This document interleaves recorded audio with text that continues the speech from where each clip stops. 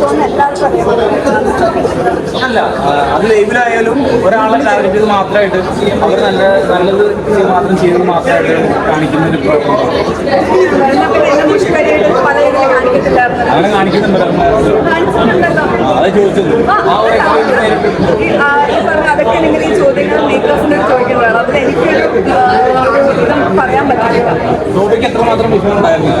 എന്തോ അങ്ങനെ വിഷമം ഉണ്ടായിരുന്നില്ല ഹേറ്റഡ്സ് വന്നപ്പോഴോ? അത് ഈ പറഞ്ഞ ഈ ഹേറ്റഡ് എന്ന് പറയുന്നുണ്ടല്ലോ, PR പുറത്തു നിന്ന് വർക്ക് ചെയ്ത് കുറെ ഫേക്ക് അക്കൗണ്ട്സിൽ നിന്ന് വരുന്ന കമന്റ്സിന് ഞാൻ എന്ത് മറുപടി പറയുക? ചില സ്ഥലത്ത് നമ്മൾ സൈലന്റ് ആയിട്ടിരിക്കണം, ചില കാര്യങ്ങൾ നമ്മൾ പ്രതികരിക്കേണ്ടടുത്ത് പ്രതികരിക്കണം. എന്നെയും എഫക്ട് ചെയ്തിട്ടുണ്ടായിരുന്നു, എന്നെ പോലത്തെ കുറേ കണ്ടസ്റ്റൻസിനും എഫക്ട് ചെയ്തിട്ടുണ്ട്. ആ വിഷയത്തിൽ ഞാൻ സംസാരിച്ചു, അത് ലൈവിൽ സംസാരിച്ചു.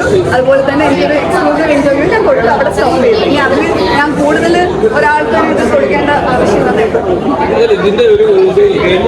ഇങ്ങനെ ഫ്രണ്ട്സ് ആയിട്ടുള്ളവർ പുറത്ത് പോയി അവരെങ്ങനെ സംസാരിക്കുന്നു, അതൊക്കെ ജനങ്ങളുടെ വോട്ടിങ്ങിലൊക്കെ മാറ്റം വരും. അപ്പോൾ ഒരിക്കലും നമുക്ക് പറയാൻ പറ്റില്ല ഇയാൾക്ക് വേണ്ടിയിട്ട് കൊടുക്കാൻ വേണ്ടിയിട്ടാണ്.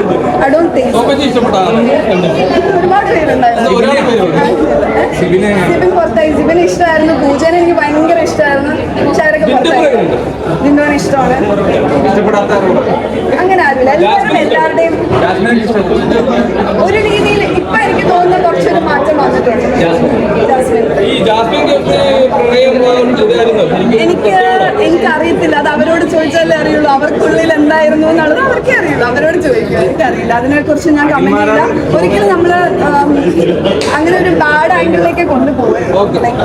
പ്രത്യേകിച്ച് ഈ കുട്ടി അകത്താണ്, ആ കുട്ടിക്ക് വേണ്ടി സംസാരിക്കാൻ ആരുമില്ല. അപ്പോൾ ഒരിക്കലും ജാസ്മിന് ഭയങ്കര എനിക്ക് തോന്നുന്നു പുറത്തിറങ്ങി കഴിഞ്ഞാൽ ആ കുട്ടിക്ക് ഭയങ്കര വരാൻ ചാൻസ് ഉണ്ട്, ഇപ്പോഴും വരുന്നുണ്ട്. അപ്പൊ അതെനിക്ക് ആലോചിക്കുന്ന വിഷമമുണ്ട്.